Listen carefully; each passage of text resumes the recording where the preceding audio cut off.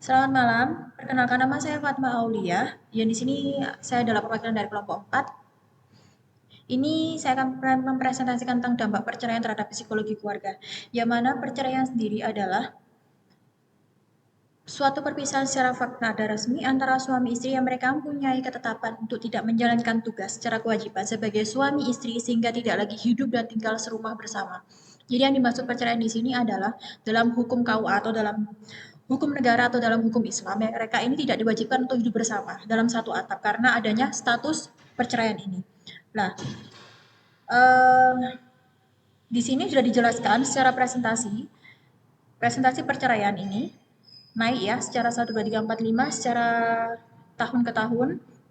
Dan berdasarkan media online Republika, di sini sudah tertulis web yang resmi. Data tersebut didapatkan dari data Kementerian Agama Kemenang yang disampaikan kepada Submi Penghuluan Anwar Saadi kepada surat kabar One Online Republika pada tahun 2014. Di sini dari tahun 2019 sampai 2013 sudah dijelaskan bahwa perceraian dan pernikahan itu luar biasa sekali ya teman-teman, perbedaannya yang sangat-sangat tidak signifikan sekali. Di sini ada faktor-faktor penyebab perceraian. Menurut ahli seperti Nakamura, yaitu adalah kekerasan verbal, yang dimana di sini kekerasan verbal itu adalah seperti hampir mirip dengan KDRT. Jadi bukan hanya sekedar fisik saja, tapi juga dalam segi mental, contohnya pembulian, menjatuhkan, mengolok-olok, atau bahkan menghina. Seperti itu. Dan di sini adalah yang kedua, masalah ekonomi finansial. Kenapa di nomor 1 dan nomor 2 saya ditaruh di atas? Karena mereka ini sama-sama berkaitan ya. Dalam segi masalah ekonomi finansial ini kenapa saya taruh di nomor 2? Karena ini faktor penunjang. Jadi kalau orang itu kan kalau pengen hidup enak, hidup apapun itu kan semua masalah ekonomi harus stabil ya teman-teman. Dan di sini ada perilaku buruk seperti berjudi. Jadi berjudi ini jangan dicontoh ya. Kalau judi ini kalau nggak berhenti itu kalau nggak ya mati ya sakit seperti itu. Perselingkuhan yang keempat. Jadi perselingkuhan di sini itu bukan hanya warga saja. Jadi seperti artis jenis apapun itu juga sangat anti sekali dalam perselingkuhan ya. Jangankan seperti itu, kita pacaran saja kalau diselingkuhi pasti sakit hati kan ya. Yang kelima adalah penyalahgunaan narkoba. Yang dimana narkoba ini adalah salah satu termasuk dalam narkotika yang sangat berbahaya ya. Jadi ini kalau misalnya orang kalau udah kecanduan kan otomatis berbagai cara itu untuk menghalalkan segala cara. Contohnya apa itu nanti entah dia tuh merampok ataupun apalah itu ya seperti itu. Yang selanjutnya adalah KDRT yang sudah saya jelaskan seperti yang di nomor 1 itu ada hubungannya. Yang ketujuh adalah usia dalam perkawinan. Yang di sini dijelaskan adalah kematangan. Kematangan adalah kesiapan. Jadi itu kenapa mereka dalam psikolog dan lain-lain itu menyarankan kalau sebelum matang, matang itu jangan menikah dulu lah. Karena itu kan juga termasuk kalau kita ini nggak siap tentang mental dan lain-lain itu juga akan berpengaruh pada perceraian seperti itu. Yang kedelapan adalah adanya campur tangan pasangan contoh ibadah dan mertua. Kalau mau menikah itu usahakan ya teman-teman ya. Matang dulu, ojo sampai uang telu ya. Ada urusan orang ketiga ipar mertua dalam maut. Ya seperti contoh yang di film-film itu kan ya. Oke, next slide. Dan di sini adalah dampak negatif. Dampak negatif psikologi pasca perceraian bagi orang tua. Pengalaman traumatis salah satu pasangan laki atau perempuan. Ini ada berkaitan dengan nomor 3 adalah perasaan tertekan karena harus menyesuaikan status duda atau janda. Jadi yang di sini tuh trauma ya. Jangankan menikah ya, pacaran saja kalau udah disakiti itu pastinya sakit hati sekali. Itulah kenapa kalau bercerai itu hatinya sangat sensitif, pastinya akan punya rasa trauma tersendiri. Yang kedua adalah adanya perasaan tersingkir atau kesepian. Jelas yang biasanya selalu berdua, apapun kemana-mana selalu berdua ya, seperti Lem dan Prangko, terus dipisahkan dengan suatu perceraian itu pastinya juga sangat menyakitkan sekali. Yang di sini nomor 3 adalah ada hubungannya dengan nomor 1. Status duda dan janda ini nggak semua orang ini menerima dengan status-status seperti itu. Yang keempat adalah permasalahan hak asuh anak. Yang di sini adalah pastinya kan kalau kedua orang tua tuh bercerai itu pastinya kan hak asuh anak, mempermasalahkan hak asuh anak entah ikut papanya atau mamanya seperti itu. Yang kelima adalah adanya penurunan ekonomi secara drastis. Contohnya kalau misal suami istri itu penghasilannya 1 bulan 15 juta katakanlah yang lebih dominan adalah suaminya ya kan suaminya katakanlah penghasilan 10 juta nah ini kan istrinya penghasilan 5 juta pastinya kan mengalami penurunan yang sangat-sangat drastis kalau udah bercerai. Ya, next selanjutnya adalah dampak perubahan sikap orang tua ke anak pasca bercerai. Yang di sini adalah yang pertama, ketika orang tua berpisah, sikap berbeda dari orang tua adalah seorang ayah atau ibu kurang memperdulikan perkembangan anak. Jelas karena kenapa? Ayah dan ibu pastinya berpisah. Jadi ya kan untuk memperdulikan perkembangan anak itu pastinya kan berbeda karena sulit komunikasi dan lain-lain. Kurang perhatikan pendidikan anak itu jelas karena kan orang tua kan juga pasti berpisah dan punya kehidupan yang lebih fokus kepada kehidupan yang akan mendatang dengan pasangan barunya. Jadi seperti itu ya teman-teman. Perkenalkan, nama saya Salwa Nafisa dengan NPM 2408113. Di sini saya akan menjelaskan apa saja pengaruh kurangnya komunikasi antara orang tua kepada anak pasca perceraian. Menurut Adolfo dan Etsy 2016, konsekuensi dari perceraian orang tua terhadap remaja dapat termanifestasi dalam bentuk perilaku internalisasi atau eksternalisasi. Perilaku internal seperti yang pertama ketakutan, 2 rasa malu, 3 depresi, 4 kesedihan, 5 kecemasan atau kebingungan, 6 traumatis, 7 kepercayaan diri yang rendah dapat muncul sebagai dampaknya. Apa saja pengaruh kurangnya komunikasi antara orang tua kepada anak pasca perceraian? Perilaku eksternal, yaitu 1. Kesulitan berinteraksi sosial, 2. Ketidakmampuan menyesuaikan diri dengan otoritas, 3. Perilaku bermasalah di sekolah, 4. Perilaku tidak baik, konsumsi minuman beralkohol, aktivitas seksual beresiko, pencurian, merokok, dan penggunaan obat-obatan terlarang juga dapat terkait dengan perceraian orang tua. Pergeseran fungsi keluarga pasca perceraian. Ketika seorang ayah atau ibu meninggalkan rumah, maka tidak ada lagi sosok kepala rumah tangga dan ibu rumah tangga. Ada 8 dampak yang terjadi beberapa disfungsi pada beberapa fungsi keluarga, yaitu yang pertama, fungsi keagamaan, 2 fungsi sosial dalam budaya, 3 fungsi cinta dan kasih sayang, 4 fungsi perlindungan, 5 fungsi reproduksi, 6 fungsi sosialisasi dan pendidikan, 7 fungsi ekonomi, 8 fungsi pembinaan lingkungan.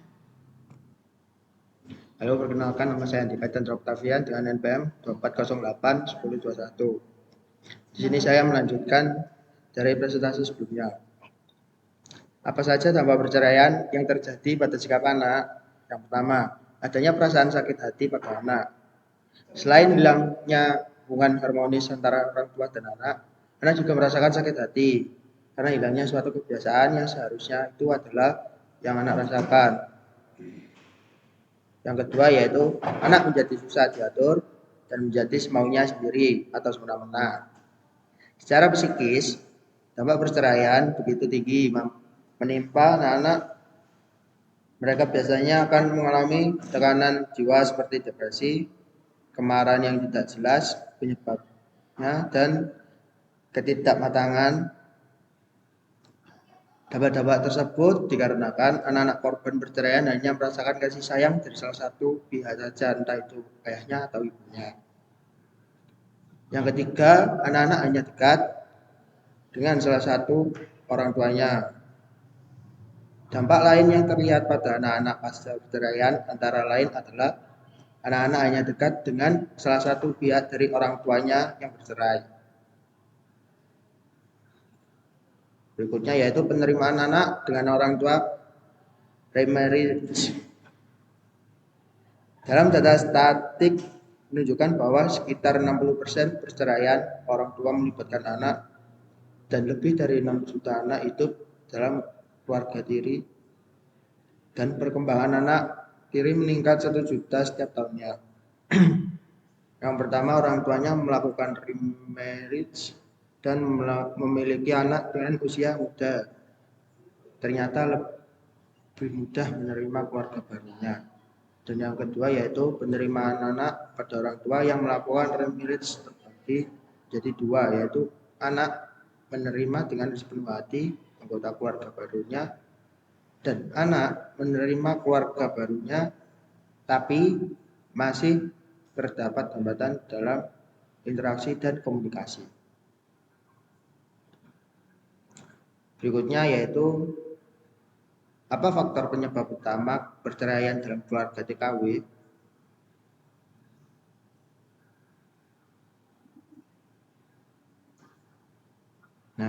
Perceraian juga merupakan suatu proses yang dalamnya menyangkut banyak aspek seperti emosi, ekonomi, sosial, dan pengakuan secara resmi oleh masyarakat melalui hukum yang berlaku.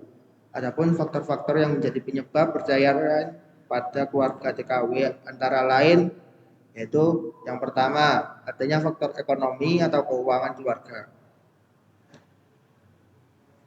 Di sini menyebutkan faktor-faktor penyebab perceraian, salah satunya adalah karena adanya permasalahan ekonomi atau permasalahan keuangan keluarga.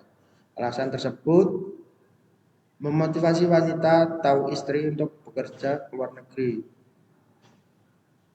Istri-istri yang bekerja sebagai TKW atau ke luar negeri ingin memenuhi kebutuhan rumah tangga yang dirasa selama ini masih kurang dan bahkan belum dapat terpenuhi. Yang kedua, ada faktor tidak ada tanggung jawab.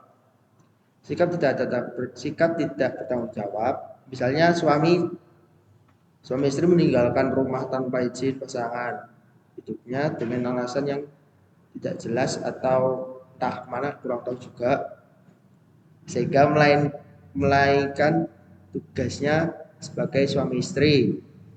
Dan yang ketiga, adanya kurang komunikasi antar pasangan.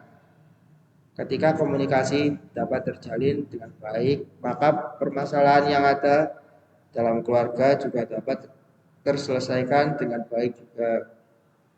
Tetapi jika komunikasi dalam suatu keluarga tidak dapat berjalan dengan baik, maka akan terjadi perselisihan yang dampak pada ketidakharmonisan keluarga. Dan adanya ketidakharmonisan keluarga membawa pada suatu masalah yang cukup serius, yaitu perpecahan dan bahkan perceraian. Baik, saya akan melanjutkan presentasi dari teman saya. Dengan saya Portisius Gorong dengan NPM 24081004. Di sini ada fakta child free di Indonesia. Jadi child free itu merupakan keputusan pasangan suami istri untuk tidak memiliki anak.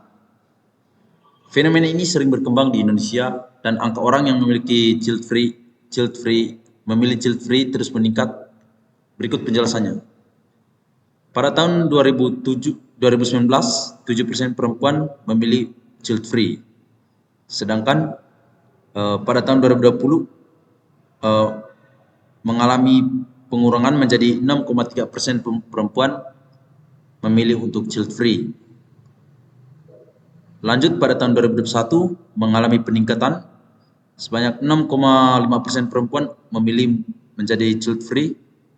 Terus pada tahun 2022 juga mengalami peningkatan sebanyak 8,2% perempuan mengalami child free, dan pada tahun 2023 mengalami sedikit penurunan menjadi 8% perempuan memilih child free. Berikut adalah grafik child free pada perempuan di Indonesia. Yang berikut fenomena child free. Survei yang dilakukan BPS atau Badan Pusat Statistik pada kelompok perempuan dan ditemukan jika ada 71.000 perempuan berusia 15 hingga 49 tahun yang mengaku tidak ingin memiliki anak. Saat ini 1 dari 1.000 perempuan di Indonesia diketahui memilih hidup child free. Dalam laporan BPS ada beberapa hal yang dinilai membuat perempuan memilih untuk child free, yaitu perempuan yang mengejar pendidikan lebih tinggi, menunda atau bahkan tidak berkeinginan memiliki anak. Contoh kasusnya yang menempuh S1 ke S2 atau S2 ke S3. Yang kedua, faktor kesulitan ekonomi. Sekian presentasi dari kelompok kami, semoga bermanfaat. Terima kasih, selamat malam. Selamat.